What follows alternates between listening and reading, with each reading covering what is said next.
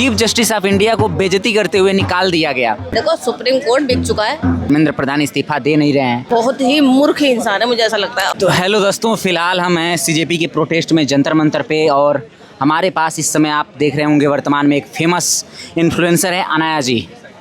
काफ़ी जानी मानी इंस्टाग्राम पे नाम है, ये रिपोर्टर हैं, जर्नलिस्ट हैं। तो आइए इनसे बात करते हैं और कुछ समझने का प्रयास करते हैं। तो अनाया जी, क्या आप नीट की तैयारी करते हो? नहीं, मैं नीट की तैयारी तो नहीं आपके करती। फैमिली से कोई नीट की तैयारी करता है? नहीं। फिर आप इस प्रोटेस्ट में क्या करने आए हो? मैं यहाँ इसलिए आई हूँ, जैसे कि मेन मुद्दा उठाते हैं कॉकरोच। हाँ। युवाओं को कॉकरोच बोला गया और बेरोजगारों को बोला गया। तो मैं भी एक बेरोजगार हूँ एक तरीके से। मैं यहाँ तो युवाओं को कॉकरोच बोल दिया गया, इसीलिए तो आप कॉकरोच शब्द का विरोध करने आए हो, आप नीट पेपर के लिए नहीं आए हो? फिर मैं नीट वालों को सपोर्ट करने के लिए आई हूँ और कॉकरोच का विरोध करने के लिए आई हूँ कि हमें कॉकरोच क्यों बोला गया। अगर बोला गया तो हम ऐसे ही। जिन्होंने आपको कॉकरोच बोला, आप उनको क्या बोलना चाहोगे?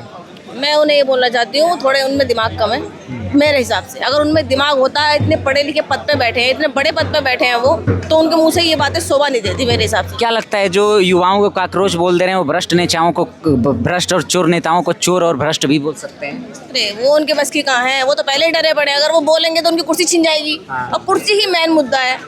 वो हमें कुछ ही बोल सकते हैं क्योंकि पब्लिक की तो सुनी नहीं जाएगी, पब्लिक को तो कुछ भी कह दिया जाएगा। अनाया जी, एक और सवाल है आपसे।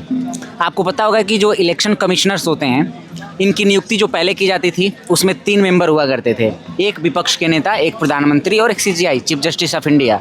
चीफ जस्टिस ऑफ इंडिया को बेइज्जती करते हुए निकाल दिया गया। वो जो सदस्यों की जो टीम होती थी इलेक्शन कमीशन को चूज करने के लिए, और इस पे सुप्रीम कोर्ट ने कुछ भी नहीं बोला। इस पे आप क्या कहोगे? देखो सुप्रीम कोर्ट बिक चुका है, इसमें कोई दो राय नहीं है। सत्ता के लोग भर चुके हैं उसमें, इसमें कोई दो राय नहीं। ये भी अनाया जी कह रही हैं, आप समझ सकते हो, इसलिए भी क्योंकि बहुत से सीजेआई जज पद त्यागने के बाद राज्यसभा के मेंबर्स बन जाते हैं। क्या? हाँ, बन जाते हैं। और आप देख रहे हो ये प्रोटेस्ट दिन प्रतिदिन ऐसे ही चलता जा रहा है, धीरे धीरे लोगों की संख्या घट रही है। धर्मेंद्र प्रधान इस्तीफा दे नहीं रहे हैं, क्या कहोगे आप?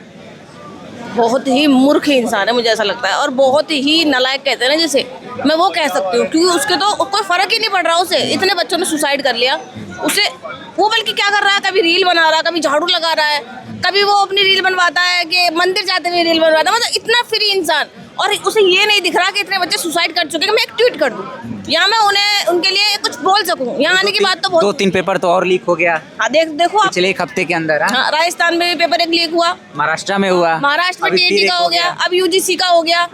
अब देखो कोई फर्क नहीं पड़ रहा हमारे सिस्टम पे। और जो घर में बैठे हैं ना, मुझे उन लोगों पे और ज्यादा गुस्सा आती है। वो जो लोग कहते हैं कि यहाँ बैठ के कोई रजनीगंधा खा रहा है आराम से, कोई मतलब सारी पिकनिक मनाई जा रही है, उन लोगों का ये कहना है। अनाया जी, क्या आपको ये नहीं लग रहा है कि प्रोटेस्ट गलत दिशा, गलत मांग को लेके हो रहा है? इसलिए क्योंकि ये मंत्री जो हैं ये तो प्यादे होते हैं, असली गेम तो पीएमओ करता है, प्रधानमंत्री करता है। तो हमको लग रहा है कि शिक्षा मंत्री की जगह प्रधानमंत्री का मांगना चाहिए था इस्तीफा।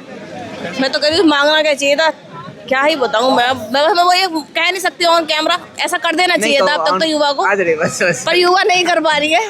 और वो देखो आप, उन्हें भी कोई फर्क नहीं पड़ता भाई। वो तो अपने विदेश के दौरे कर रहे हैं, कभी कहीं पे नाच रहे हैं, कभी डांस कर रहे हैं। वो उनका एक जुमला आपने भी देखा होगा, 2.6 = 8, 1.7, 1 + 7 = 8। और एक सवाल है अनाया जी, जैसे बहुत सारे स्टूडेंट्स ये सवाल भी कर रहे हैं, पढ़े लिखे लोग, कि शिक्षा व्यवस्था में अकाउंटेबिलिटी धर्मेंद्र प्रधान क्यों ले जब उनकी बेटी फॉरेन में पढ़ रही है? देखो मेरे को ऐसी लगता है कि उनकी बेटी को भी मेरे हिसाब से ये सब चीज़ें बाहर जाने वाली ना, मेरे हिसाब से बंद कर देनी चाहिए। सबके लिए शिक्षा व्यवस्था एक जैसी होनी चाहिए, बड़ा हो, छोटा हो, ऊंचा हो, नीचा हो। यूनिवर्सल एजुकेशन भारत में होना चाहिए। और जब भी हमारी शिक्षा व्यवस्था में सुधार आएगा, वरना हम लोग ऐसे गरीब मारा जाएगा। बिल्कुल। तो ये थी अनाया जी, और कैसा लगा आपको अनाया जी की बातें सुन के?